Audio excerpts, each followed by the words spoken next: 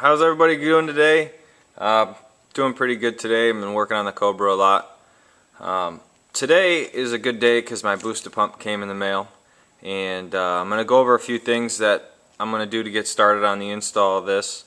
I'm going to show you a few things and a few tricks I picked up and learned. So this is just going to be one of many videos, I'm sure, putting this pump in, the booster pump in. But the cool thing about this is that out of all the parts that I bought for my car, I'm pretty much happiest with this one because it's something that you could do to a stock car and it's going to help out the fuel pumps anyways, and it's very, very versatile. What this does is it amplifies the voltage to your fuel pumps and has your fuel pumps run a lot harder and provide more fuel to your engine. So that's why I usually put one of these in. But I'm going to show you a few things. This right here is like the voltage regulator.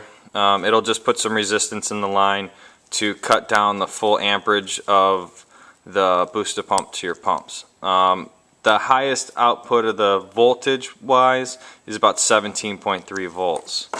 Another thing that they usually talk about is the Hobbs switch that comes with these, and this is set at 5 pounds, but we're not going to use these. Most people, I've cruised the internet to see what people are doing, and most people don't use these, and also most people don't use their regulator. They'll just run this fully wide open, and I haven't heard any issues from that. So I'm going to show you how to do a really nice clean install when we're done with this, and pretty much the best way I find to do it.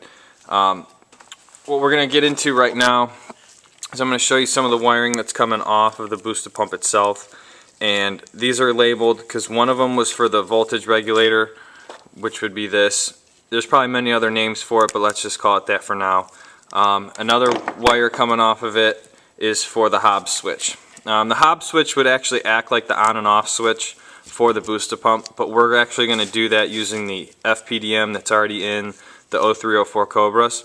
I'll get to that in later videos, but for right now, what I'm going to show you is pretty much what you're going to want to do when you initially get the booster pump like I am.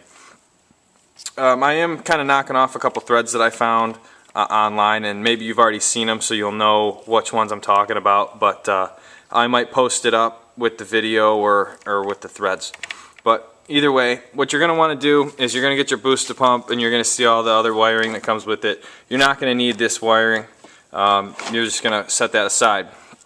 What you'll want to do is you're going to take the wires that had these other items connected to them and you're going to cut them.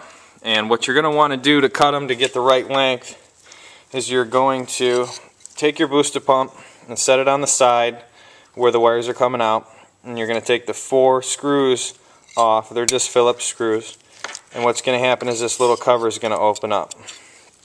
Now inside here would be the electronic board, but they have it all sealed up so it doesn't get messed with, which is a good thing. You don't need to mess with it anyways.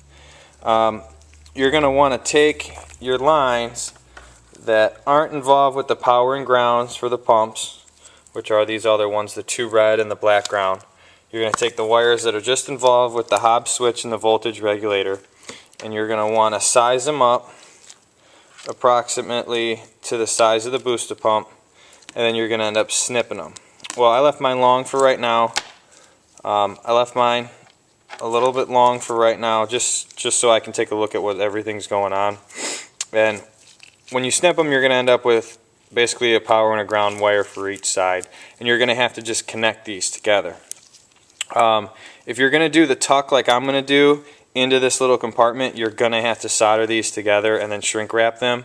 What you'll end up being is you're going to strip the 2 ends, pretty much twist them together, solder them, and then slide your shrink wrap over. What's going to happen with that, I'm going to get to showing you a little bit. I'm going to slide this up. Probably should have pulled one through, but I wanted to show what it looked like. I'm going to pull these 2 through. Okay. And these are the 2. These are for the Hobbs switch and the voltage regulator. And you're going to take them. Let's see if I get a good view. Okay. You're pretty much going to take them and put them down, wrap them up, and then this is how you know you'll get your perfect length. I left mine a little bit longer so I knew so I won't, just in case I ever sold this or anything happened, I can put everything back together.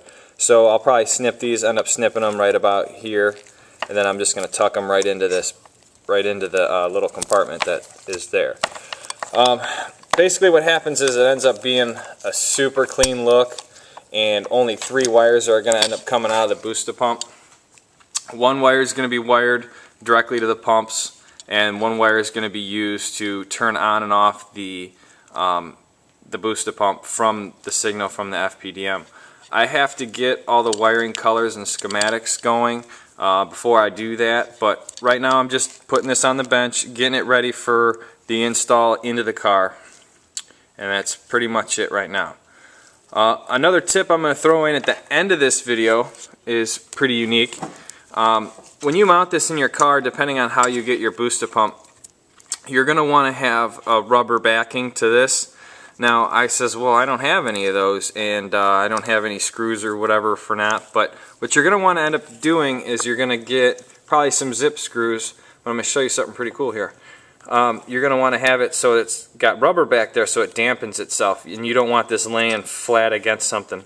Well, what you can do is you can take some old vacuum hose and you can actually cut it down to little sections like this, and I have mine linked together so I don't have millions of pieces everywhere. You can cut it down into little sections of equal size, and you can actually slip that or put that right underneath it. So right now these are a little bit big, so I'll just cut them down with a razor blade later, but that's how you can make your own isolators.